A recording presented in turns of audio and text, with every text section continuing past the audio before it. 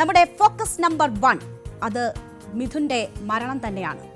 കൊല്ലം തേവലക്കര സ്കൂളിലെ ബോയ്സ് സ്കൂളിലെ മിഥുൻ എന്ന 8ാം ക്ലാസ് വിദ്യാർത്ഥി മരിച്ച സംഭവത്തിൽ നടപടികളിലേക്ക് സർക്കാർ കടന്നിരിക്കുകയാണ്. വലിയ വീഴ്ച പല കോണിൽ നിന്നും അധികൃതർക്കുണ്ടായിട്ടുണ്ട്. അതിൽ പ്രഥമാധ്യാപികയ്ക്കെതിരെയുള്ള നടപടിയാണ് ഇന്നുണ്ടായിരിക്കുന്നത്. പൊതുവിദ്യാഭ്യാസ ഡയറക്ടർ നൽകിയ റിപ്പോർട്ടിന്റെ അടിസ്ഥാനത്തിലാണ് ഈ പ്രഥമാധ്യാപികയ്ക്കെതിരെ നടപടിയെടുത്തിരിക്കുന്നത്. വലിയ വീഴ്ച പ്രഥമാധ്യാപികയ്ക്ക് ഉണ്ടായി എന്ന് ചൂണ്ടിക്കാട്ടുന്നു. ആ റിപ്പോർട്ടിൽ വലിയ തരത്തിലുള്ള വീഴ്ച, ഇവിടെ ഈ അപകടകരമായ വിധത്തിലുള്ള ലൈൻ ഉണ്ടായിട്ട് അതെന്തുകൊണ്ട് നടപടിയെടുത്തില്ല, എത്രയോ നാളായി അത് അപകട ഭീഷണിയായിരിക്കുന്നു, അവിടെ നടപടിയെടുത്തില്ല എന്നത് വീഴ്ച. മാത്രവുമല്ല, അവിടെ അനധികൃത നിർമ്മാണം ഉണ്ടായി എന്നത് വീഴ്ച. കുട്ടികളുടെ സുരക്ഷ മുന്നിൽ കണ്ട് നടപടിയെടുത്തിട്ടില്ല എന്ന ഗുരുതരമായ വീഴ്ച കണ്ടെത്തിയതിന്റെ അടിസ്ഥാനത്തിൽ, ആ റിപ്പോർട്ടിന്റെ അടിസ്ഥാനത്തിലാണ്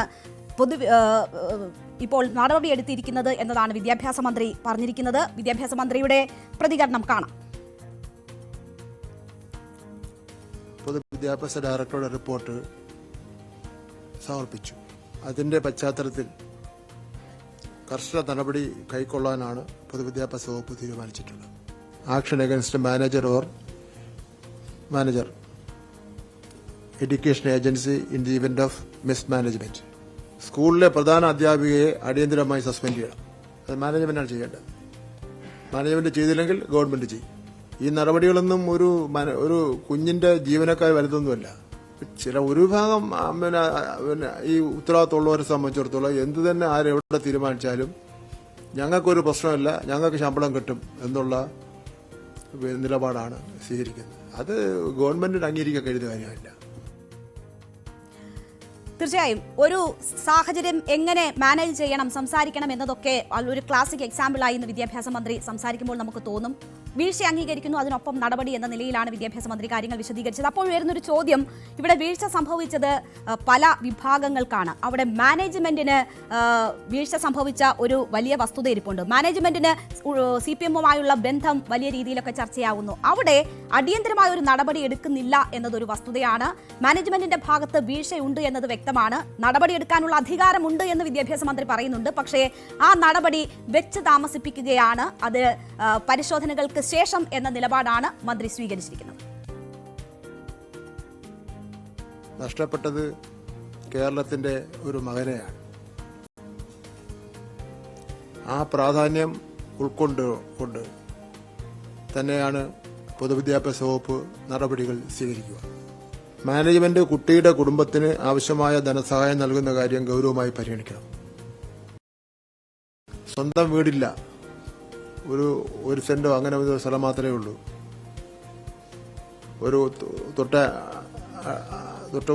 ഒരു അനിയനും കൂടെ ഉണ്ട്. അമ്മ വളരെ കഷ്ടപ്പെട്ട് കൂലിവേല ചെയ്ത് ജീവിക്കുന്ന ഒരു സ്ഥിതിയാണുള്ളത്.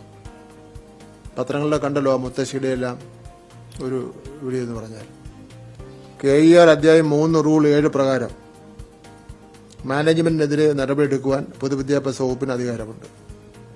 പൊതുവിദ്യാഭ്യാസ വകുപ്പ് സ്കൗട്ട്സ് ആൻഡ് ഗൈഡ്സ് മുഖേന മിഥുന്റെ കുടുംബത്തിന് ഒരു മികച്ച വീട് നിർമ്മിച്ചു കൊടുക്കും. ഇളയ കുട്ടിക്ക് 12ാം ക്ലാസ് വരെ പരീക്ഷാ ഫീസ് അടക്കമുള്ള കാര്യങ്ങൾ ഒഴിവാക്കി വിദ്യാഭ്യാസ വകുപ്പ് ഉത്തരവ് കൊടുക്കും. മിഥുന്റെ കുടുംബത്തിന് അടിയന്തര സഹായമെന്ന നിലയിൽ 3 ലക്ഷം രൂപ നൽകും. അടിയന്തര സഹായം നൽകുമെന്ന കാര്യം പറയുന്നുണ്ട്. കുടുംബത്തെ ചേർത്ത് നിർത്താനുള്ള നീക്കങ്ങളാണ് നടക്കുന്നത്. ഇവിടെ മന്ത്രി ചൂണ്ടിക്കാട്ടുന്ന ഒരു കാര്യമുണ്ട്. മുഖ്യമന്ത്രി തന്നെ പങ്കെടുത്തുകൊണ്ട് ഈ അധ്യയന വർഷ ആരംഭത്തിൽ ഈ സുരക്ഷ സംബന്ധിച്ചുള്ള അവലോകനങ്ങൾ നടന്നിരുന്നു. കൃത്യമായ നിർദ്ദേശങ്ങൾ സ്കൂൾ അധികൃതർക്ക് നൽകിയിരുന്നു. മാനേജ്മെന്റുകൾ ഒക്കെ ഭാഗമായിട്ടുള്ള ചർച്ചയിലാണ് ഈ കാര്യങ്ങളൊക്കെയും വിശദീകരിച്ചത്. അവിടെ ഇപ്പോൾ പൊതുവിദ്യാഭ്യാസ ഡയറക്ടറേറ്റ് പുറത്തിറക്കിയ സുരക്ഷാ കാര്യങ്ങൾക്ക് സ്കൂളുകൾക്ക് നൽകിയിരിക്കുന്ന നിർദ്ദേശങ്ങളും ചർച്ചയാവുകയാണ്. അതിന്റെ നിർദ്ദേശങ്ങളിൽ 9ാമത് വളരെ വ്യക്തമായി തന്നെ പറയുന്നുണ്ട്, എങ്ങനെയാണ് വൈദ്യുതി ലൈനുകളുമായി ബന്ധപ്പെട്ട് സ്കൂളുകളിൽ സുരക്ഷ ഒരുക്കേണ്ടത് എന്നത്. അപകടകരമായ വിധത്തിൽ വൈദ്യുതി ലൈനുകൾ പോകുന്നുണ്ട് എങ്കിൽ അത് KSEBയെ അറിയിക്കണം, നടപടിയെടുക്കണമെന്ന് പറയുന്നുണ്ട്. സ്കൂളിൽ മാത്രമല്ല, സ്കൂളിന് പരിസരത്ത് പോലും അത്തരം കാര്യങ്ങളുണ്ട് എങ്കിൽ കൃത്യമായി അതിൽ ഇടപെടൽ ഉണ്ടാകണം എന്നത് വളരെ വ്യക്തമായി തന്നെ ആ നിർദ്ദേശങ്ങളിൽ പറയുന്നുണ്ട്. അപ്പോൾ സർക്കാർ കൊടുത്ത നിർദ്ദേശങ്ങൾ ഒന്ന് വായിച്ചു നോക്കിയിരുന്നെങ്കിൽ, അതിൽ നടപടിയെടുത്തിരുന്നുവെങ്കിൽ ഈ കുട്ടിയുടെ ജീവൻ, മിഥുന്റെ ജീവൻ നഷ്ടമാകില്ലായിരുന്നു. ആ കുടുംബത്തിന് അവരുടെ പ്രതീക്ഷയായ കുഞ്ഞിനെ നഷ്ടപ്പെടില്ലായിരുന്നു. അപ്പോൾ സർക്കാർ നിർദ്ദേശം നൽകിയിട്ടുണ്ട്, അത് പാലിക്കപ്പെട്ടിട്ടില്ല എന്നതാണ് ഇതിൽ വ്യക്തമാകുന്നത്. മുഖ്യമന്ത്രി തന്നെ അധ്യക്ഷതയിലാണ് യോഗം ചേർന്നത്. അത് മാത്രവുമല്ല, ഈ മാസം ആദ്യവും വിദ്യാഭ്യാസ മന്ത്രിയുടെ നേതൃത്വത്തിലും ഈ രീതിയിൽ ഒരു കൂടിക്കാഴ്ച നടന്നിരുന്നു. സ്കൂൾ അധികൃതരുമായൊക്കെ നടന്നിരുന്നു. ഈ ഫിറ്റ്നസുമായി ബന്ധപ്പെട്ടൊക്കെ കൃത്യമായ നടപടികൾ എടുത്തിട്ടുണ്ട്. പക്ഷേ നമ്മുടെ സിസ്റ്റം ഇറർ എന്ന് പറയുന്ന പോലെ സർക്കാർ കൊടുക്കുന്ന നിർദ്ദേശങ്ങൾ പോലും പാലിക്കപ്പെടുന്നില്ല എന്നതാണ് അതിനകത്ത് വ്യക്തമാകുന്ന ഒരു കാര്യം. ഇന്ന് പലരും ആ വീട് സന്ദർശിക്കുകയുണ്ടായി. അതിൽ പ്രമുഖരായ വ്യക്തികളുണ്ട്, നാട്ടുകാരുണ്ട്, സാധാരണക്കാരുണ്ട്. ഒരു കുട്ടിയുടെ മരണം സംഭവിച്ച വിവരം അറിഞ്ഞ് അവിടേക്ക് ഒഴുകിയെത്തുകയാണ്. ബാലാവകാശ കമ്മീഷനും ഇന്ന് ആ സ്കൂൾ സന്ദർശിക്കുകയുണ്ടായി. ആ സ്കൂൾ സന്ദർശിച്ച ബാലാവകാശ കമ്മീഷൻ മാധ്യമങ്ങളോട് പറഞ്ഞത് ഗുരുതര വീഴ്ചയുണ്ടായിട്ടുണ്ട് എന്നത് തന്നെയാണ്. വലിയ രീതിയിലുള്ള സുരക്ഷാ വീഴ്ചയുണ്ടായിട്ടുണ്ട്. കുറ്റക്കാരായിട്ടുള്ളവർക്കെതിരെ കർശന നടപടിയെടുക്കാനുള്ള നിർദ്ദേശം നൽകും എന്നതാണ് ബാലാവകാശ കമ്മീഷൻ. KV മനോജ് കുമാർ പ്രതികരിച്ചത്. ഇവിടുന്ന് കാഴ്ചയിൽ തന്നെ ഇത് കാണുന്നുണ്ട്. കുട്ടികൾക്ക് അതുവഴി ഇറങ്ങി വരാൻ കഴിയുന്ന തരത്തിൽ കുട്ടികളല്ലേ, കുട്ടികൾ ഉണ്ടാവുന്ന എല്ലാ സ്ഥലങ്ങളും സുരക്ഷിതമായിരിക്കണമെന്ന് തന്നെയാണ് ഞങ്ങൾ ആഗ്രഹിക്കുന്നത്. ഗവൺമെന്റ് നിലപാടും അത് തന്നെയാണെന്നാണ് ഞങ്ങൾ മനസ്സിലാക്കുന്നത്. പക്ഷേ ഇങ്ങനെയൊരു സംവിധാനം ഇവിടെ ഇത്രയും കാലമായിട്ടുണ്ടായിട്ടും ബന്ധപ്പെട്ട അധികാരികൾ അത് ശ്രദ്ധിച്ചില്ല എന്നത് വീഴ്ചയായിട്ട് തന്നെ കമ്മീഷൻ കാണുകയാണ്. അതിൽ ഇലക്ട്രിസിറ്റി ബോർഡിന്റെ ഭാഗത്തുനിന്ന് ഉണ്ടായിട്ടുണ്ടാവാം, പഞ്ചായത്തിന്റെ ഭാഗത്തുനിന്ന് ഉണ്ടായിട്ടുണ്ടാവാം, വിദ്യാഭ്യാസ വകുപ്പിന്റെ ഭാഗത്തുനിന്ന് ഉണ്ടായിട്ടുണ്ടാവാം. ഇത് പരിഹരിക്കാൻ ഒരു അപകടം നടക്കേണ്ടി വന്നു എന്ന് പറയുന്നത്, ഒരു ദുരന്തം നടക്കേണ്ടി വന്നു എന്ന് പറയുന്നത് വളരെ കഷ്ടമാണ്. ഇതൊക്കെ പരിശോധിക്കാനുള്ള സംവിധാനങ്ങൾ, ഉദ്യോഗസ്ഥ സംവിധാനങ്ങളൊക്കെ ഇവിടെ ഉണ്ടായിട്ടും അത് ചെയ്തില്ല എന്നുള്ളത് വളരെ ഗൌരവത്തോടുകൂടി തന്നെ കമ്മീഷൻ പരിശോധിക്കും. ആർക്കൊക്കെ വീഴ്ച വന്നിട്ടുണ്ട് എന്നുള്ളതും കൂടെ പരിശോധിച്ച് അതിനാവശ്യമായ നടപടികൾ സ്വീകരിക്കാൻ സർക്കാരോട് കമ്മീഷൻ ആവശ്യപ്പെടും. സിസ്റ്റം റിപ്പയറിംഗിനുള്ള ഒരു ശ്രമം സർക്കാരിന്റെ നേതൃത്വത്തിൽ ഒരു ഭാഗത്ത് നടക്കുമ്പോൾ പ്രതിപക്ഷം ഇത് എങ്ങനെ പ്രയോജനപ്പെടുത്തണം, അല്ലെങ്കിൽ ഈ സാഹചര്യത്തിൽ പ്രതിപക്ഷ ധർമ്മം നിർവഹിക്കാനുള്ള ശ്രമങ്ങൾ നടത്തുന്നുണ്ട്. ഇന്ന് VD സതീശൻ മാധ്യമങ്ങളോട് പറഞ്ഞത് സുരക്ഷാ ഓഡിറ്റ് നടത്തണമെന്നതാണ്. നമുക്കറിയാം, ഈ സ്കൂളിന്റെ മാത്രം അവസ്ഥയല്ല ഇത്. പലയിടത്തും സർക്കാരിന്റെ നിർദ്ദേശങ്ങൾ പോലും അവഗണിക്കപ്പെടുന്നുണ്ട്, പലയിടത്തും പല വീഴ്ചകളും സംഭവിക്കുന്നുണ്ട്. അതുകൊണ്ട് തന്നെ സ്കൂളുകളിൽ സുരക്ഷാ ഓഡിറ്റ് നടത്തണം എന്നതാണ് VD സതീശൻ ആവശ്യപ്പെട്ടത്. അടിയന്തരമായി ഇത് ഗുരുതരമായ വീഴ്ചകളുണ്ട്. കാരണം ഇതിനു മുൻപും ചൂണ്ടിക്കാട്ടിയിട്ടുള്ളതാണ്. ഇതൊരു ആദ്യത്തെ സംഭവമല്ല. സ്കൂളുകളിൽ സുരക്ഷാ ഓഡിറ്റ് വേണം. അതുണ്ടായിരുന്നെങ്കിൽ ഈ ലൈൻ അതിന്റെ മീതെ കൂടി പോകുമായിരുന്നു. ആ ഗുരുതരമായ വീഴ്ചയാണ്, എല്ലാവരുടെയും ഭാഗത്തു നിന്ന വീഴ്ചയുണ്ട്. ആ വീഴ്ച ഇനി ഉണ്ടാകാതിരിക്കാനുള്ള, ഇനി ഒരു കുഞ്ഞിന് ഇത് ഉണ്ടാകാതിരിക്കാനുള്ള കാര്യങ്ങളല്ലേ ചെയ്യേണ്ടത്. ആരാണെങ്കിലും ഇത്തരം സംഭവങ്ങൾ ഉണ്ടാകുമ്പോൾ അങ്ങനെയല്ലേ ചെയ്യുള്ളൂ. എന്നിട്ട് ഇവര് മാറി മാറി എന്ന് പരിഹസിക്കുകയാണ്. ഇപ്പോൾ ഒരു കുറ്റവാളിയെ കണ്ടെത്തി, ചെരുപ്പ് എടുക്കാൻ വേണ്ടിയിട്ട് മോളിൽ കയറിയ കുട്ടിയാണ് ഇപ്പോൾ കുറ്റവാളി. കുഞ്ഞുങ്ങളെ കുറിച്ച് ഒന്ന് അന്വേഷിച്ചു. കുഞ്ഞുങ്ങൾ ആ പ്രായത്തിൽ ചെയ്യുന്നത്, കുഞ്ഞുങ്ങൾ ആ പ്രായത്തിൽ വെള്ളത്തിൽ ചാടും, മോളിൽ കയറും, എല്ലാം ചെയ്യും. കുട്ടികൾ എന്തും ചെയ്യും. അത് മന്ത്രി ചിഞ്ചുറാണിക്കെതിരെയുള്ള ഒരു പരാമർശം കൂടിയാണ് പ്രതിപക്ഷ നേതാവിന്റെ ഭാഗത്തു നിന്നും ഉണ്ടായിട്ടുള്ളത്. നാവ് നിയന്ത്രിക്കണം എന്നതാണ് പ്രതിപക്ഷ നേതാവ് സൂചിപ്പിച്ചത്. ഇവിടെ ഇപ്പോൾ വലിയ രീതിയിലുള്ള പ്രതിഷേധം വിദ്യാർത്ഥി സംഘടനകളുടെ ഭാഗത്തു നിന്നും ഉയരുന്നുണ്ട്, മറ്റ് പ്രതിപക്ഷ പാർട്ടികളുടെ ഭാഗത്തു നിന്ന് ഉയരുന്നുണ്ട്. ഇന്നൊരു പ്രതിഷേധ പരമ്പര തന്നെയാണ് തേവരക്കരയിലെ ഈ ബോയ്സ് ഹൈസ്കൂളിന് മുന്നിലേക്ക് ഉണ്ടായത്. വലിയ രീതിയിൽ ചില സമയങ്ങളിലൊക്കെ അതൊരു സംഘർഷത്തിലേക്ക് പോലും വഴിമാറുന്ന സാഹചര്യവും ഉണ്ടായി.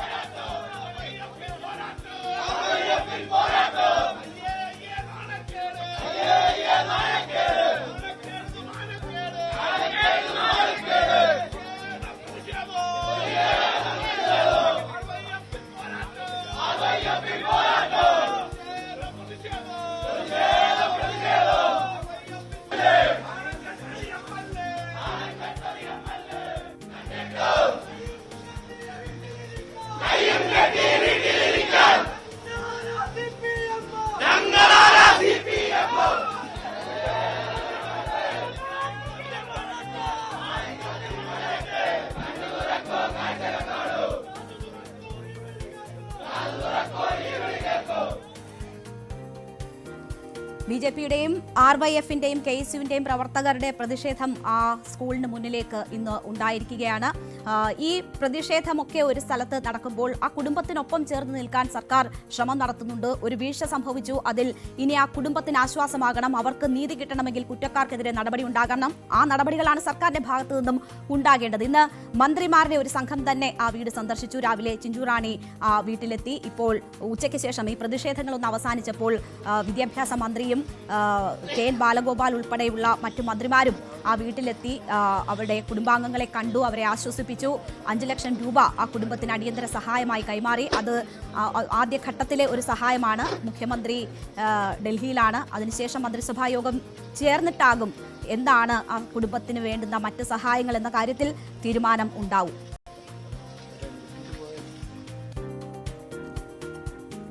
സംഭവിക്കാൻ പാടില്ലാത്തതാണ് സംഭവിച്ചത്. അതിൽ പ്രശ്നപരിഹാരം ഒരു ഭാഗത്ത് നടക്കുമ്പോൾ അനാവശ്യ വിവാദങ്ങളിലേക്ക് എടുത്തു ചാടുകയായിരുന്നു മന്ത്രി ചിഞ്ചുറാണി. ഇന്നലെ ഈ നോവിൽ, മിഥുന്റെ വിയോഗത്തിന്റെ നോവിൽ, ആ ദുരന്തത്തിന്റെ നോവിൽ കേരളം ഇരിക്കുമ്പോൾ ആടിയും പാടിയും സൂമ്പ കളിച്ചും ഒപ്പം തന്നെ ആ കുഞ്ഞിനെ പഴിച്ചുമായിരുന്നു മന്ത്രിയുടെ പ്രതികരണം.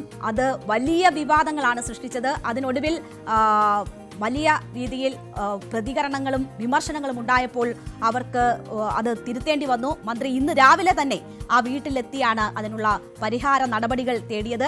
ആദ്യം ഇന്നലെ വിവാദത്തിന് കാരണമായ മന്ത്രിയുടെ പ്രതികരണം ഒന്ന് കേൾക്കാം. അപ്പൊ അത് ആരെങ്കിലും അധ്യാപകരുടെ കുഴപ്പമൊന്നുമില്ല. പക്ഷെ നമ്മുടെ കുഞ്ഞുങ്ങൾ കളിച്ച് ഇതിന്റെ മുകളിലൊക്കെ ചെന്ന് കയറുമ്പോൾ ഇത്രയും ആപൽക്കരമായിട്ടുള്ള സംഭവങ്ങൾ ഉണ്ടാകുമോ എന്ന് നമുക്കറിയുമോ? നമ്മളൊക്കെ അന്തിച്ചു പോകും. ഒരു കുഞ്ഞ് രാവിലെ സ്കൂളിൽ ഒരുങ്ങിപ്പോയ കുഞ്ഞാണ്. ആ കുഞ്ഞ് മരിച്ച് തിരിച്ചു വരുന്നൊരവസ്ഥ. ഒരുപക്ഷെ നമുക്ക് അധ്യാപകരെ നമുക്ക് കുറ്റം പറയാൻ പറ്റില്ല. നമ്മുടെ കുഞ്ഞുങ്ങൾ അവിടെ കയറരുതെന്ന് സഹപാഠികൾ പറഞ്ഞിട്ട് പോലും അവൻ അതിനകത്ത് വലിച്ചു കയറി എന്നുള്ളതാണ് നമുക്കറിയുവാൻ. അങ്ങനെയുള്ള നിരന്തരം സംഭവങ്ങളാണ്. വെള്ളം എവിടെ കണ്ടാലും ഇന്ന് കുഞ്ഞുങ്ങളെല്ലാം കൂട്ടായി ചേർന്ന് വെള്ളത്തിൽ പോവുകയാണ്. എന്തായാലും വലിയ വിമർശനമുണ്ടായി. CPI നേതൃത്വത്തിന് തന്നെ അത് ഉൾക്കൊള്ളാൻ പറ്റാത്ത പ്രതികരണമാണ് എന്നത് മനസ്സിലായി. ബിനോയ് വിശ്വം ചിഞ്ചുറാണിയെ വിളിച്ചു, സംസാരിച്ചു. അതിന്റെ അടിസ്ഥാനത്തിൽ അവർ ഇന്ന് രാവിലെ തന്നെ ആ വീട്ടിലെത്തി കുടുംബാംഗങ്ങളെ കണ്ടു, ആശ്വസിപ്പിച്ചു. അതിനുശേഷം മാധ്യമങ്ങളോട് സംസാരിക്കുമ്പോൾ തന്റെ വീഴ്ച തുറന്നു പറഞ്ഞ് അത് സമ്മതിക്കുകയായിരുന്നു ചിഞ്ചുറാണി ചെയ്തത്. ആ പ്രതികരണം കൂടി കാണാം. വീഴ്ചയൊക്കെ പരിശോധിക്കണം. കാരണം ഒരു ഷെഡ് അനധികൃതമായിട്ട് കിട്ടിയെന്നുള്ളതാണ് ഇപ്പൊ കേട്ടത്. അതിന്റെ മുകളിൽ ഇതുപോലെ തന്നെ കമ്പി, നമുക്കറിയാം കമ്പി എന്ന് പറഞ്ഞാൽ നിസ്സാരപ്പെട്ട കമ്പിയല്ല. അതിനകത്തോട്ട് അടുക്കാൻ ആർക്കും പറ്റത്തില്ല. അപ്പോൾ തീർച്ചയായിട്ടും അതൊക്കെ വളരെ നോക്കിയും കണ്ട് ഇത്രയധികം കുഞ്ഞുങ്ങൾ പഠിക്കുന്ന ഒരു സ്കൂളാകുമ്പോൾ അതിന് പ്രത്യേകിച്ച് സുരക്ഷ ഉൾപ്പെടെ ഉണ്ടാകണം. അത് KSEB അതിൻ്റെ വീഴ്ചയെ അവരും തുറന്നു പറഞ്ഞിട്ടുണ്ട്. ഏതായാലും ശരി, ഇതിന് നടപടി എടുക്കാൻ തന്നെയാണ് ഗവൺമെന്റ് തീരുമാനിച്ചിട്ടുള്ളത്. അതിൽ ഞാൻ സഹകരിക്കും. അത് ശരിയാണ്. ഇപ്പൊ അങ്ങനെ പറയരുതായിരുന്നു. പക്ഷെ കുഞ്ഞതിന്റെ മേളിൽ കയറി എന്നുള്ളത് സത്യമാണ്. അങ്ങനെ കയറി എന്നുള്ളത് പറഞ്ഞാൽ ഒരു വാക്ക് അങ്ങോട്ടോ ഇങ്ങോട്ടോ ഒക്കെ തെറ്റ് തിരുത്തുകയാണ് മന്ത്രി ചെയ്തത്. എന്തായാലും മിഥുന്റെ സംസ്കാര ചടങ്ങുകൾ നാളെയാണ് തീരുമാനിച്ചിരിക്കുന്നത്. നാളെ എല്ലാവരെയും കൂട്ടുകാരായി കണ്ട എല്ലാവരെയും സഹായിക്കാനായി ഓടി നടന്ന മിഥുനെ ആ സ്കൂളിലേക്ക് എത്തിക്കും. സംസ്കാര ചടങ്ങുകൾ 4 മണിയോടുകൂടി ആയിരിക്കുമെന്നാണ് ഇപ്പോൾ ലഭിക്കുന്ന വിവരം. അമ്മ പുറപ്പെട്ടിട്ടുണ്ട് മിഥുനെ അവസാനമായി കാണാൻ. ആ അമ്മ വന്നുകൊണ്ടിരിക്കുകയാണ്, മകനെ അവസാനമായി കാണാൻ ആ വീട്ടിലേക്ക് വന്നുകൊണ്ടിരിക്കുന്നു. എന്തായാലും നാളെ സംസ്കാര ചടങ്ങുകൾ നടക്കും എന്നതാണ് നമുക്കിപ്പോൾ ലഭിക്കുന്ന വിവരം.